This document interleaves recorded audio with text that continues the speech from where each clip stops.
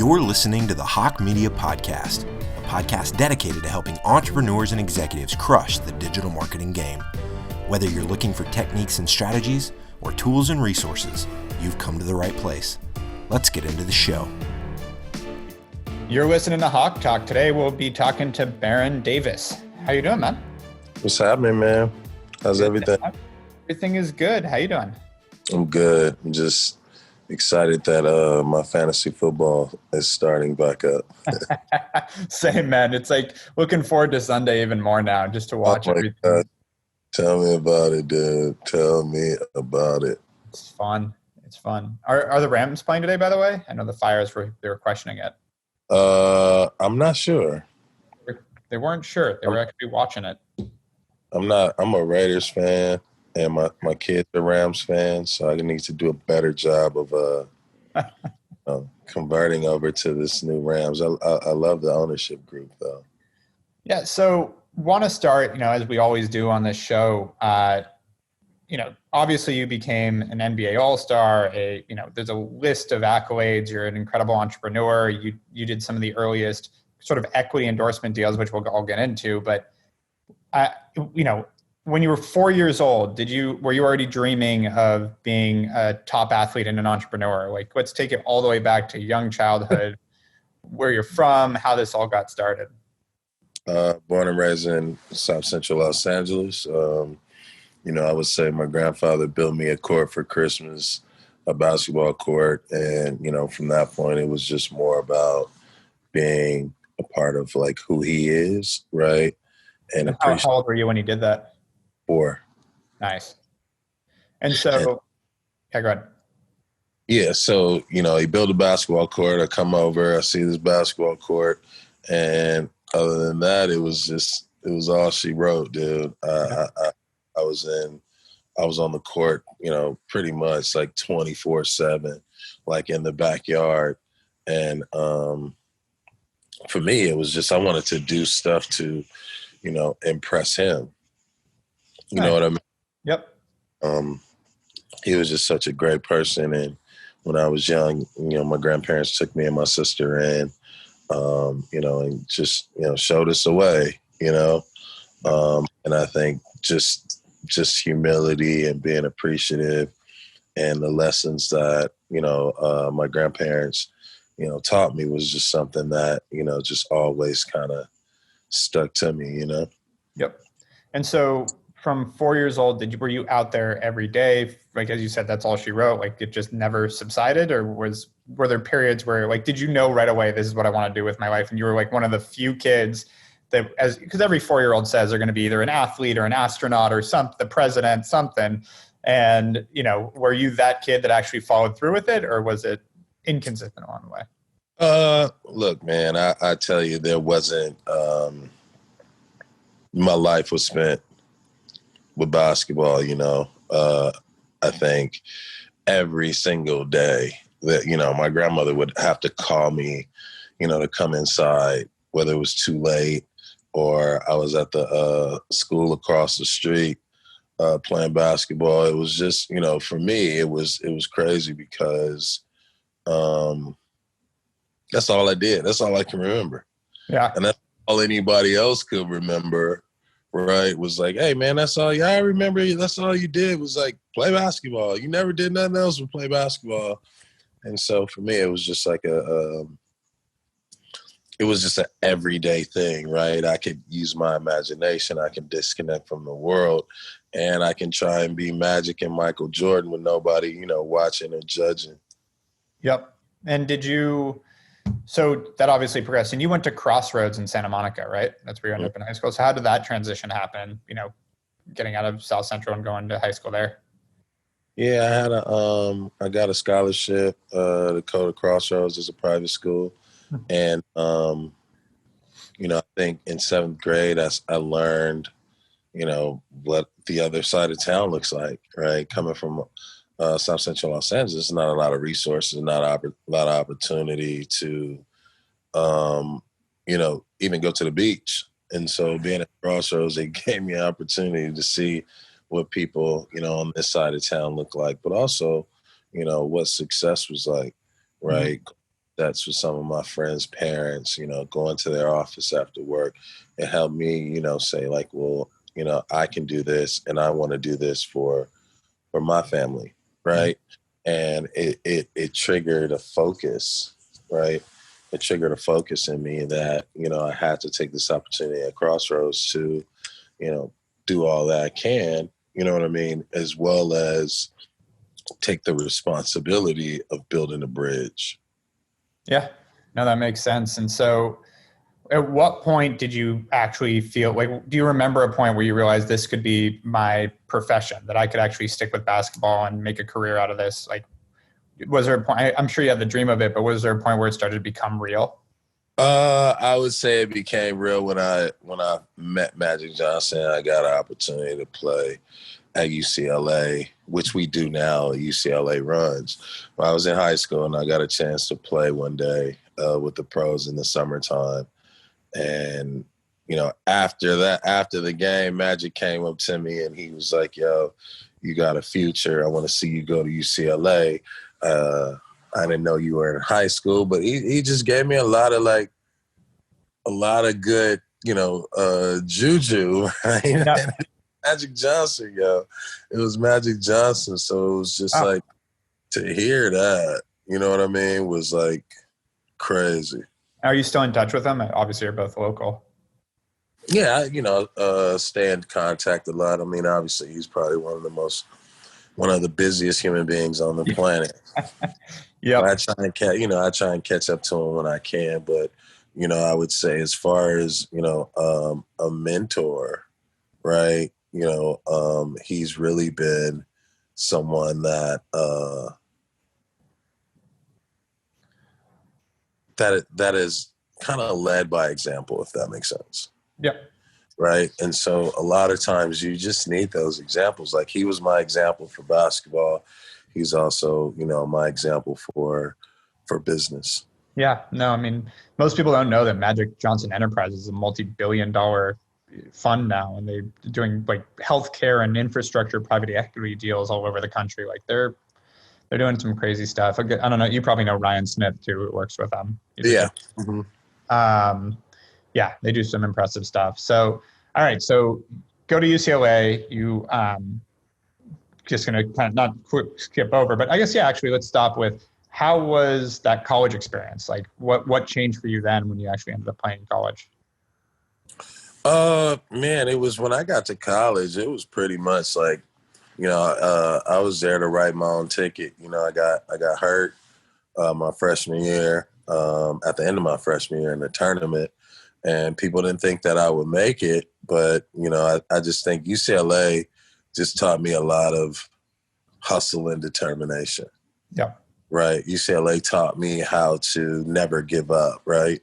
When you're so close, if you just push a little, if you push a little harder, you could get there. Was that Coach Wooden that you were coached by? And having the opportunity to play, in LA in front of my friends and family was just probably, the best thing for me, right? Yeah. Because I got to also inspire kind of like the next generation of basketball players that were from LA and saying like, yo, we can stay right here at UCLA and, have an opportunity to go pro.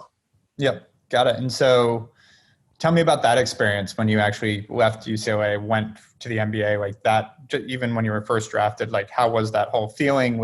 Did you feel like you had made it now? Like tell me about that. Yeah, man, it was like, feeling like everything I worked hard for, everything that I dreamed about, like dreams are, possible. Dreams do come true. And it was like a close of one chapter and the beginning of a new chapter. And, with that, I think I learned, when I got to the NBA, what, being a professional is all about, right? Basketball is now a job, and that is your job. And that, and that's what you got to do, right? Yeah. And then off the court, realize that we live a boring life outside of like the thing we love to do, and that's hoop every day. That's usually like 3 or 4 hours out of your day. So what else are you doing? You know what I mean? To make sure that, that you're sharpening yourself, or you're keeping yourself busy, you're keeping your mind busy. And so that's for me when I start thinking about, who do I want to be? What are those hobbies I want to develop? And what am I going to be life after basketball, right? Yeah. And so you've told me the story one-on-one, but you started getting approached by endorsement deals, Sprite, et cetera, and you ended up doing something that was pretty unique with vitamin water. And how early was that into your career in the NBA? That was, I think, year 3 into my career. Vitamin Water was, pretty small company. And, they were looking to get into sports with athletes. And, just so happened, I was able to get a marketing opportunity and turn that marketing opportunity into an investment opportunity. And really at that time, it was the first of its kind. Right. Yeah, you were a partner with them before 50 Cent, right? Because that's such a famous. Yeah. Mm-hmm. It was really just, seeing an opportunity and being like, yo, man, my friends drink this. This makes a lot of sense. You know what I mean? I like it. I was like, yo, I like this. This could be good. Like, I'm sure I can help. I can help promote it. And I think all that stuff, they love my enthusiasm and, just kind of like was helping and learning, while I was still playing in the NBA. So I think that was the best thing about it, Yep. That was the best thing about, the vitamin water deal, kind of being your own agent, just all of the things that you wouldn't think, right? Yep. But at the same time, you kind of know, like, it's okay because you can operate by yourself if you pay attention to who you want to be. Well, it almost forces you to learn. And let's take a step back there because I think that's important to highlight. You did not get an agent to negotiate your NBA deals. You did it all yourself, right? So I worked with my agent. I partnered with an agent. My first deal was with Entrepreneurial. My next couple deals was with my own agency that I founded. And I just figured it'd be a incredible opportunity to, kind of look at basketball different, look at the world different, right? Yep. And so I guess what gave you the confidence to be able to do that yourself? Because I know, frankly, a lot of athletes would get screwed without an agent looking out for sort of crossing the T's, dotting the I's of a deal and what a normal deal looks like. So how did you do that for yourself? How did you educate yourself there? My first 3 years, I kind of interned with Entrepreneurship, and so I used to look at contracts and. You interned at an agency while playing in the NBA? Yeah, while I was represented by that agency. Wow. Okay. And so I didn't actually know that's amazing. Yeah. So when it came to contracts and knowing who was getting what, who got paid what, I pretty much knew everyone's schedule. Yeah. Everyone's schedule on the roster, but most importantly, what kind of deals they had lined up. Mm-hmm. And then what was their contracts. So I was just sit in the office and just ask questions about contracts after contract. You know what I mean? And I think for me, it was an incredible opportunity, right? Because you're just sitting there and you're just like learning as you go, right? And, who knew that, a couple of years later, I would feel confident enough to be able to say, hey, I know what the NBA contract is set, right? So now I know what my value is, to the NBA. And I think that's when, I start looking at it differently than just being a player. What is my value? What is my value to the NBA? What is the NBA's value to my brand, right? Yep. That is like, for me, kind of like, where I started to like learn and things start to just really like fall into sync. And where do you think that you got that from? Because it's not a common thing for an athlete to do, to actually, go intern at an agency while they're playing in the NBA. Like a lot of time, like you had this thought of a bigger picture and an entrepreneurial side. Like, did that come from your grandfather, from school, from where? Yeah, I think my grandparents, it was just always about, schoolwork and listening and learning. You know what I mean? Learn as much as you can. Um, and for me, it's just really being a sponge, right? Yep. I always say, how can I help? Now is how can I help? The more information I know, the better I can assist and be of service. Mm-hmm. And so really, I just love information, right? New information and love learning. And I think that just that curiosity of, hey, if you say you're going to teach us, right, then I want to learn. Yep. I've always seen like the nice thing about learning, frankly, is like you build your knowledge base more and more and more, and you can always pull from that. Like if you're always committed to learning, you're always going to be ahead of the game because other people are not. And so it fills you with more knowledge, more things to pull from as you're moving through life.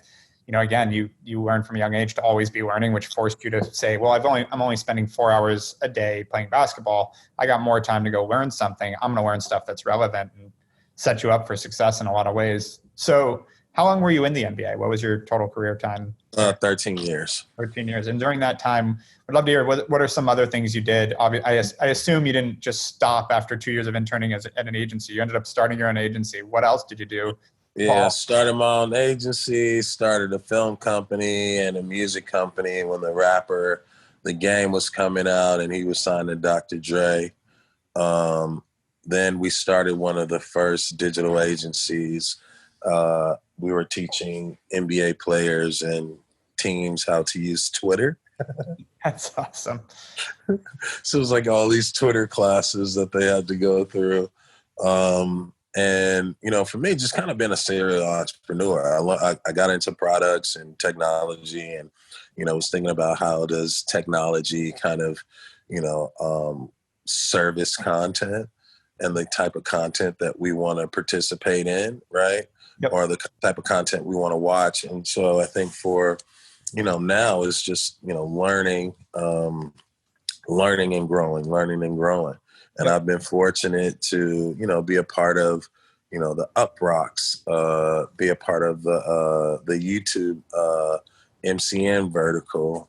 We sold one of our companies to Vice to start Vice Sports. So for me, it's really always focused on sports marketing and content, right? Because, I know what an athlete thinks, I know what an agent thinks, I know what a brand thinks.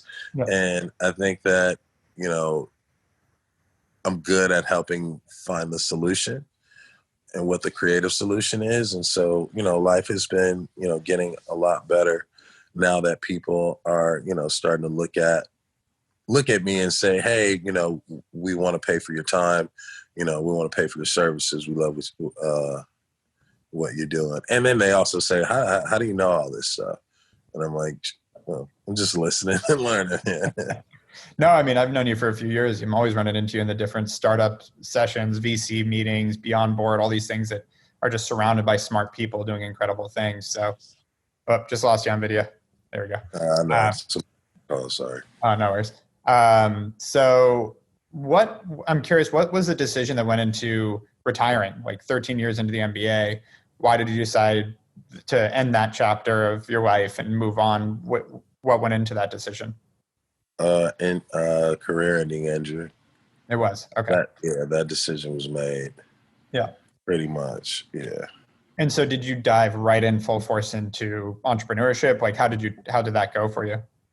I would say for me, I was always an entrepreneur. I think it kind of like forced me to like supercharge the way I wanted to grow into it.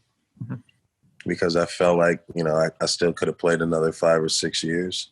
Yeah. And you still play in other leagues. You play in that 3 league, right? No. Oh, you don't? Okay. I played in the Big 3 1 year and I didn't quite enjoy it. Yeah. And that's when I realized that, you know what, I'll just be a business person. Nothing wrong with that. As a business person, it can be a lot of fun too. And I can still play basketball in my leisure. Yeah. And so what have you built since? Like, talk about this enterprise that you've built. Would love to hear more about, like, you went from that to building a pretty amazing company. So. Yeah. So we're building, I like to say the first of its kind. You know, when you look at African-American founded media tech studio, for us, you know, our goal is to create data transparency for content creators and people of the culture. Never has there been a platform where the culture kind of owns itself. And so we want to provide, you know, not only the platform, but the platform for the content creators, but also the content, right, for the content creators, right? And so when you're looking at, you know, a lot of these companies like a Patreon, right? You're looking at Cameo and companies like that. You know, we believe that there's enough space and there's a lot of naked space for sports. So we came up with Slick Sports, Lifestyle, and Culture. And the goal is to, you know, create a network and a platform where we say yes, right? We say yes to athletes, we say yes to musicians, and create that studio effect where they feel like they have a trampoline, you know, to stardom into Hollywood. Yep. Got it. And so the idea is to, as you just said, create a platform for people that would normally be turned down by the bigger studios and stuff to help create their content, help athletes create content aside from them just being on the court or on the field. That's awesome. And so what's your vision of this? Where do you want to see this in 5-10 years? Where are you trying to take this? I was saying 5 or 10 years, you know, when you open up your phone, you go to one app and that's Slick. You want sports, you want lifestyle, you want culture, right? Being able to, you know, have that app where, you know, you don't have to have 1,000 different folders, you know, to like buy a shirt or watch an NFL game or get your fantasy football or order a drink. You know what I mean? Familiar, yeah. Yeah, I'd say the goal is to just be able to open the app and say, hey, everything that I want and need is in this mall, right? Yeah. You know, this virtual mall in your pocket. So that's kind of like the way we look at it. Awesome. And so last question for you. If someone's trying to, you know, pursue their dreams, young person, new entrepreneur, et cetera, what's your one piece of advice? What do you think is that one thing that they haven't heard that's like, that this is how you can be successful, or how you can get there? Do it. Do the research. Just go for it. Don't quit. Be strategic. Bet on yourself, right? Yep. Bet on yourself. But when you do, make sure you align yourself with the right people who are also willing to bet on you, right? And so, you know, when you bet on yourself, right, betting on yourself is putting yourself in a position for other people to bet on you and count on you. And so that's what I would say is like, don't rush. Really think things through, right? Really strategize about what you want to do and look at what is the short-term gain versus the long-term value.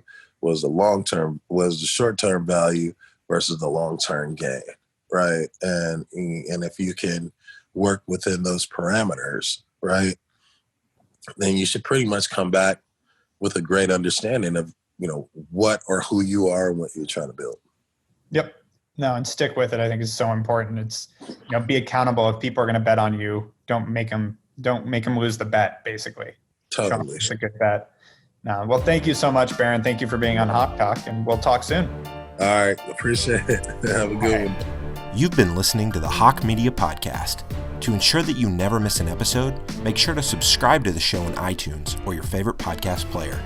Thank you so much for listening. Until next time.